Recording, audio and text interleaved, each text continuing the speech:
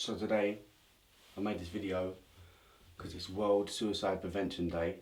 I just wanted to speak out a bit on men's mental health and what it means to have mental health and still continue being the best you can be. I'm still on that journey, but I've just found ways that make life easier on the journey. So I just wanted to make this video to tell people and maybe help other people in their journey. So to start off with, when you find someone who's maybe going through a bit of trouble or in a bit of desperation, there's certain things you can do to help and maybe try and ease the situation. Assess the risk of suicide or self-harm. That's obviously the main factor, the main key in what you're trying to do with talking to them. Listen non-judgmentally. Always be non-judgmental, because obviously there's certain things that you go through and I go through and they might go through that you don't. You know, so you can never judge someone unless you know their full story. So always listen non-judgmentally and be there for someone. Give reassurance and information. Give information on the charities that can help them out, such as Samaritans, Mind, Rethink, Time to Change. They all have numbers you can call. We'll put them in the links below. Encourage the person to get the appropriate professional help. It is hard. It is hard to get help. I mean, I've been trying for a long time to get sort of any type of talking therapy or anything like that. So, I mean, that is a hard one when there's not really much help from the government, considering funding, and they said they was going to give a certain amount to mental health, but that never happened. And obviously the NHS is struggling as it is, so that's obviously not been the easiest part. Meditating has been a key for me to sort of get out of certain situations, and I know it sounds a bit hippie, bit sort of weird, but I mean, I'm a normal guy. I'm not one of these like hippie, whatever you want to call it. I just find it works for me, and personally works and gets me out of certain situations. I mean, meditating, people think it's sitting with your legs crossed with your arms, your fingers like that, giving it hum, but you don't have to do things like that. I mean, meditating can be from controlling your breathing when you're just about to have an anxiety attack, or whether you're feeling a certain way. Controlling your breathing and bringing your mind into the present, because the present is where you need to be. It's easy to veer off and think and refer back to certain things in your past and certain situations that have happened. So live in the present. I mean, it's like the theory of the man walking the dog. Imagine you pictured a man and a dog walking in a park.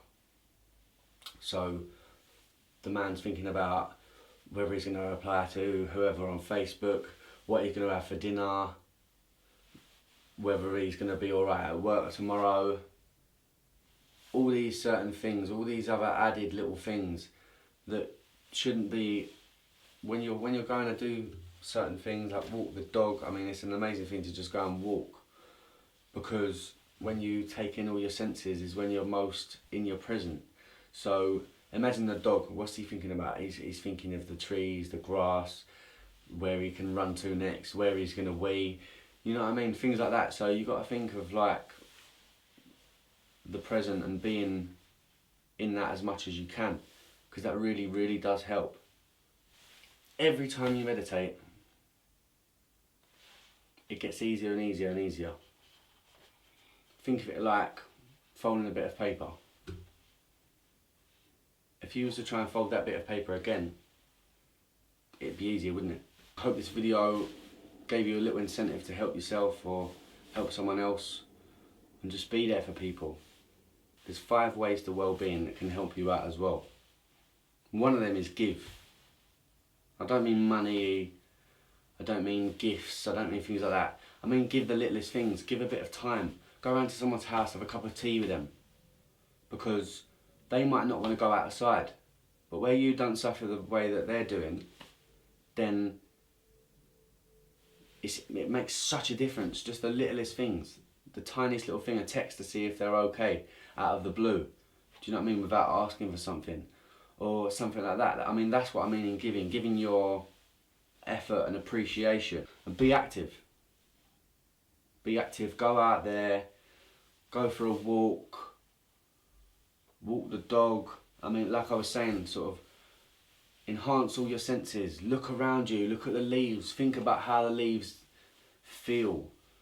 Breathe in. As you're breathing in, feel that air going down your throat into your lungs, and then exhale in your chest. Do you know what I mean? Think all of them things, because we take them things for granted nowadays in this day and age, and we shouldn't have stopped doing that, because that's what's brought us into this age of depression and anxiety, and people. I mean, it's one in 3 people have either been diagnosed or have some sort of mental illness, whether it be small to the major ones.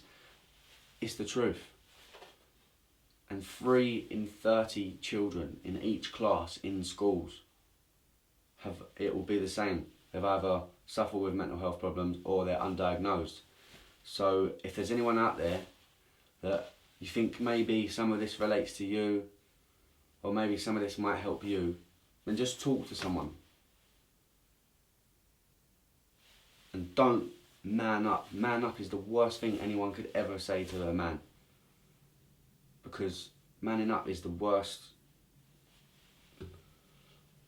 incentive for someone to do something that you could think of. You know, like manning up to me. What's manning up? Manning up to me is going to chase a bear to get the salmon out of its mouth because you haven't got any food. That to me is manning up. Not talking about your feelings and then going and do something stupid about yourself. So lads, get talking. #DONTMANUP, alright? Thanks for listening. Have a good day.